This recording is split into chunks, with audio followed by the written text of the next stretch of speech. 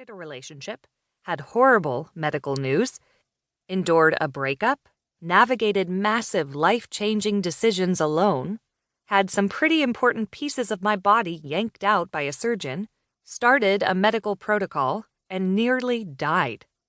I'm pretty sure that's like 5 or 6 crises in 1 year. Do not get me started on my life. So yes, in retrospect, I suppose I have to agree my early concerns about the universality of the topic of life crisis were possibly unfounded. If you've had a year like my 2016, this book is for you.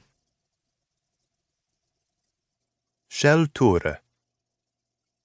Yes, Jennifer and I are a bit different. If traveling through life is like a long drive, where you start out on a wide-open, multi-lane freeway like they have in sunny Southern California, and then transition in time over to a single-lane, icy country road like we have in Norway in winter, both of us are on that rather slippery section of road at this point in our lives. In the back seat of her car, Jennifer has the book Kitchen Confidential by Anthony Bourdain and a takeaway tray of sushi, while I have 3 kids arguing about what is the best ski wax for cross-country skiing in -10 degrees Celsius, 14 degrees Fahrenheit. And while Jennifer is driving a German car with heated seats and studded tires for solid grip on icy surfaces, I'm driving a British sports car, couldn't afford an Italian one, with an awesome sound system and all-season tires. I prefer to slide and accelerate around the icy bends. Jennifer doesn't. Despite the differences in packaging, however, when the moose jumps out from the forest and stands smack in the middle of the road, our instincts are pretty much the same. Slam on the brakes. From then on, however, our intellectual styles betray contrasting educational and clinical training. As a medical doctor, Jennifer tends to think from the inside out. What effect will crashing into the moose have on my blood pressure, and how will that influence my thinking and emotions? As a psychologist, I tend to think from the outside in. What motivated the moose to jump out into the road? And is there a calf close behind it?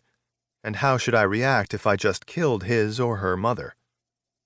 Then insights from my PhD in neuroscience kick in, and I think about how to regulate my thoughts and feelings to deal with the crisis effectively. Despite different angles of approach, it turns out Jennifer and I reached the same conclusion. 5 basic steps will help us survive the crash with the moose or any other heart-stopping event. Jennifer is the kind of medical doctor who takes time with her patients. An appointment with her starts precisely on the hour and actually lasts an entire hour. She wants to make sure that you are on the right path to health and that you understand what you need to do to stay on that path. Experiencing her genuine conscientiousness of spirit and force of intellect when discussing patient cases is what attracted me to collaborating with her. The original model I suggested for the 5 steps was in the form of a hand with 5 fingers, based on the idea that the hand had been described as the outer brain by a philosopher I admired in my youth. Jennifer had to think about the idea for a few days, but came around to liking it, just as long as we didn't call it the hand model.